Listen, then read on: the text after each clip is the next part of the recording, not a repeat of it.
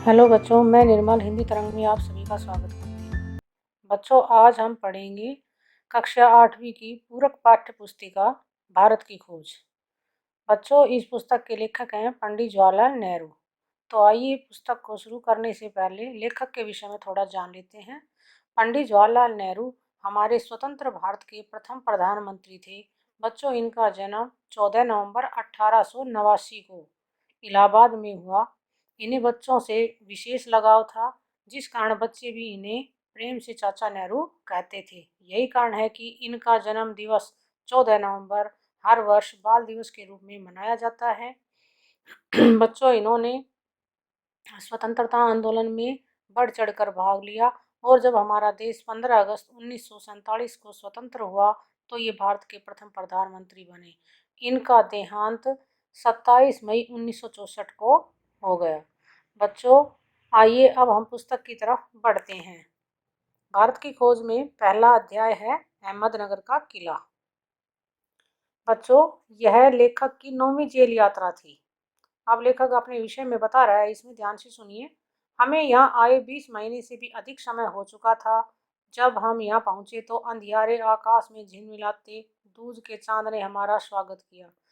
जब लेखक को यहाँ जेल में बंदी बनाया गया तो वो बता रहे हैं कि दूज की चांद के झिलमिलाते चांद ने हमारा स्वागत किया, यानी कि शुक्ल पक्ष की दूज तिथि थी जब लेखक को इस कारावास में लाया गया था।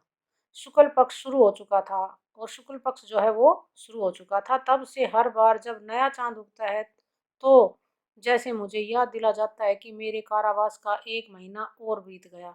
और तब से शुक्ल पक्ष की जब दूज तिथि आती है, यानी जब चंद्रमा दिखाई देने लगता है आकाश में, तो लेखक को आभास हो जाता है कि मेरा 1 महीना बीत चुका है।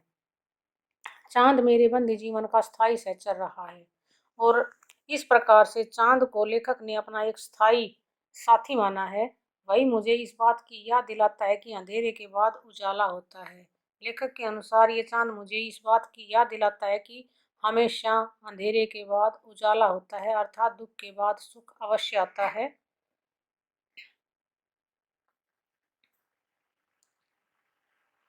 अतीत का भार। इसमें लेखक बता रहे हैं, दूसरी जेलों की तरह यहाँ अहमदनगर के किले में भी मैंने बागवानी करना शुरू कर दिया। जैसे और जेलों में लेखक को बागवानी का शौक था, उसी प्रकार से यहाँ भी नेहरू जी ने बागवानी का कार्य जो है वो शुरू कर दिया। कहता है, मैं रोज कई घंटे तपती धूप में भी फूलों के लिए क्यारियां बनाने में बिताने लगा। घंटों घंटों कड़कती धूप के अंदर फूलों के लिए क्यारियां बनाता रहा। मिट्टी बहुत खराब थी, पथरीली और पुराने मलबे और अवशेषों से भरी हुई, और वहाँ की मिट्टी बहुत ही खराब थी, पथरीली थी और पुराने मलबे से अवशेषों से भरी हुई थी। चूंकि यह इतिहास स्थल है, इसलिए अतीत में इसने कई युद्ध और राजमहलों की दुर्विसंधियां देखी हैं। क्योंकि यह एक इतिहास स्थल रहा है, इसलिए इसने बहुत सी अच्छी और बुरी चीजें देखी हैं। यहाँ का इतिहास बहुत पुराना नहीं है। कहता है, अहमदनगर के किले का इतिहास बहुत ज़्यादा पुराना तो नहीं है। घटनाओं की दृष्टि से इसकी कोई विशेष अहमियत भी नहीं है, और अगर घटनाओं की दृष्टि से देखा जाए तो भी इसका कोई विशेष महत्व नहीं है। पर इससे जुड़ी एक घटना आज भी याद की जाती है, लेकिन इससे जुड़ी हुई एक घटना को लोग आज भी याद करते हैं। यह घटना है चांद बीबी नाम की एक सुंदर महिला की सास की कहानी। और यह घटना एक साहसी महिला, जो कि सुंदर भी थी और सुंदर होने के साथ साथ बड़ी साहसी थी, उसकी वीरता की कहानी से जुड़ी हुई है। जिसने इस किले की रक्षा के लिए अकबर की शाही सेना के विरुद्ध हाथ में तलवार उठाकर अपनी सेना का नेतृत्व किया। जो इतनी साहसी थी कि उसने उस समय के सम्राट कहे गए अकबर के विरुद्ध अपनी सेना का नेतृत्व किया, अपने हाथ में तलवार उठाई और अपने इस किले की रक्षा के लिए वह तत्पर हो गई। पर अंत में उसकी हत्या उसके अपने ही एक आदमी के हाथों हुई और आखिर में उसी के किसी आदमी ने उसकी हत्या कर दी। खुदाई के दौरान हमें जमीन की सतह के बहुत नीचे दबे हुए प्राचीन दीवारों के हिस्से और कुछ गुंबदों और इमारतों के ऊपरी हिस्से मिले। खुदाई के दौरान नेहरू जी कहते हैं कि हमें जमीन की सतह के नीचे, यानी कि जमीन का जो ऊपरी परत था उसके नीचे दबे हुए प्राचीन दीवारों के हिस्से और गुंबदों के इमारतों के ऊपरी हिस्से मिले। हम बहुत दूर नहीं जा सके, क्योंकि न तो अधिकारियों से इसकी मंजूरी मिली और न ही हमारे पास इस काम को जारी रखने के साधन थे। कहते हैं हम बहुत दूर तक इसलिए नहीं जा सके खुदाई करते हुए, क्योंकि ना तो अधिकारियों ने, उस समय के जो अंग्रेज अधिकारी थे, उन्होंने हमें मंजूरी दी, और न ही हमारे पास, कहते हैं, इस काम को जारी रखने के लिए उपयुक्त साधन भी नहीं थे। अब मैंने कुदाल छोड़कर हाथ में कलम उठा ली, और लेखक कहता है कि तभी से मैंने उस कुदाल को छोड़कर, यानी कि खुदाई के कार्य को छोड़कर, अपने हाथ में कलम उठा ली। पर मैं जब तक आज़ाद नहीं हो जाता और कर्म के माध्यम से वर्तमान को अपने अनुभव का हिस्सा नहीं बना लेता, मैं उसके बारे में नहीं लिख सकता।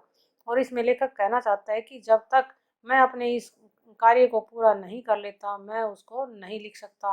न ही पैगंबर की भूमिका अख्तियार कर मैं फिलहाल भविष्य के बारे में लिख सकता हूँ।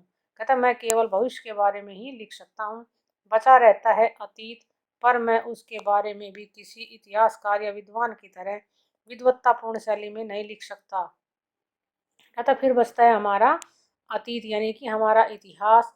लेकिन उसके बारे में भी कहता मैं किसी इतिहासकार या विद्वान की भांति पूर्णतः विद्वत्तापूर्ण शैली में तो नहीं लिख सकता। मैं पहले की ही तरह अपने आज के विचारों और क्रियाकलापों के साथ संबंध स्थापित करके ही उसके बारे में कुछ लिख सकता हूँ। कहता मैं पहले की बातें, जैसे मैं पहले लिखता आया हूँ, उसी की तरह अपने क्रियाकलाप, जो मैं कार्य कर रहा हूँ, उसके साथ अपने विचारों और अपने क्रियाकलापों, कहते दोनों का संबंध स्थापित करके ही उसके विषय में कुछ लिख सकता हूँ। गैटे ने एक बार कहा था कि इस तरह का इतिहास लेखन अतीत के भारी बोझ से एक सीमा तक राहत दिलाता है। एक अंग्रेजी विद्वान हुए हैं गेटे, उसके विषय में लेखक कहते हैं कि उन्होंने कहा था कि इस तरह का इतिहास लेखन जो है, अतीत के बोझ से कुछ हद तक हमें थोड़ी सी राहत यानी तसल्ली दिलाता है। आगे है बच्चों, अतीत का दबाव।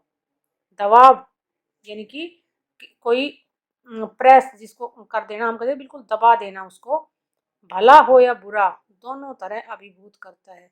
और हमारे मन पर दबाव चाहे कोई कैसा भी हो, चाहे वो अच्छा हो चाहे बुरा, लेकिन वो हमें दोनों तरह से प्रभावित करता है।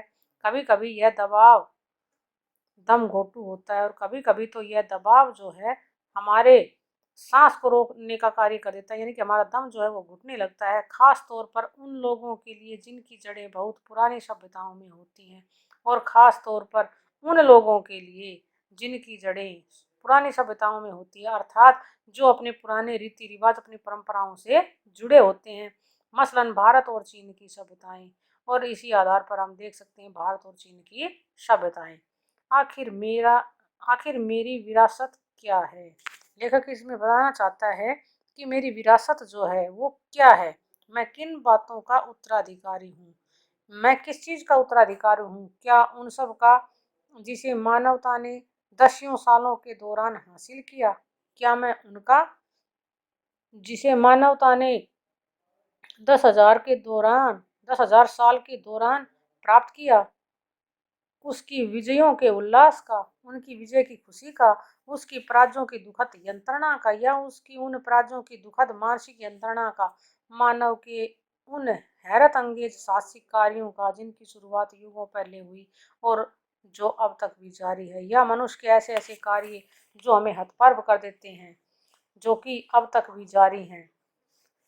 मैं इस सब का वारिस हूँ। और लेखक बताना चाहता है कि हाँ, मैं इन सब का उत्तराधिकारी हूँ, साथ ही उस सब का भी जिसमें पूरी मानव जाति की साझेदारी है, और साथ ही साथ मैं उस सब का भी उत्तराधिकारी हूँ जो इस मनुष्य जाति की साझेदारी है। हम भारतवासियों की विरासत में एक खास बात है, हम भारतवासियों की जो हमारी विरासत है उसकी एक विशेष बात है जो अनोखी नहीं है, जो कि कोई अद्भुत नहीं है, क्योंकि कोई व्यक्ति औरों से एकदम अलग नहीं होता, क्योंकि कोई भी व्यक्ति दूसरे व्यक्तियों से बिल्कुल भिन्न नहीं हो सकता। अलबत्ता एक बात हम लोगों पर विशेष रूप से लागू होती है जो हमारे रक्त, मांस और अस्थियों में समाई है। एक बात लेखक कहता है विशेष रूप से लागू हमारे ऊपर होती है, जो कि हमारे खून, हमारी मांसपेशियों, अस्थियों सभी में समाई हुई है। इसी विशेषता से हमारा वर्तमान रूप बना है, और यही एक विशेषता है जिससे हमारा ये वर्तमान रूप बना हुआ है और हमारा भावी रूप बनेगा और हमारा आगे का यानी भविष्य का भावी रूप भी बनेगा। इसी विशिष्ट विरासत का विचार और वर्तमान पर इसे लागू करने की बात एक लंबे अरसे से मेरे मन में घर कर गई है। लेखक कहता है कि एक लंबे अरसे से इस तरह की बातें मेरे मन में घर किए हुए हैं, मैं इसी के बारे में लिखना चाहता हूँ। और कहता मैं लिखना भी इन सब के विषय में चाहता हूँ। विषय की कठिनाई और जटिलता मुझे भयभीत करती हैं, लेकिन विषय की कठिनाई और जटिलता जो है वो मुझे भयभीत करती है। मुझे लगता है कि मैं सतही तौर पर इसका स्पर्श ही कर सकता हूँ। लेखक कहता है कि वास्तव में मुझे ऐसा लगता है कि मैं केवल इसके ऊपरी सतह को ही केवल स्पर्श कर पाऊंगा। तो बच्चों आज की वीडियो में बस इतना ही। मैं आशा करती हूँ कि ये वीडियो आपको पसंद आई होगी। अगर वीडियो आपको पसंद आई हो तो इसे लाइक करें और अगर आप इस चैनल पर नए हैं तो चैनल को सब्सक्राइब करना न भूलें।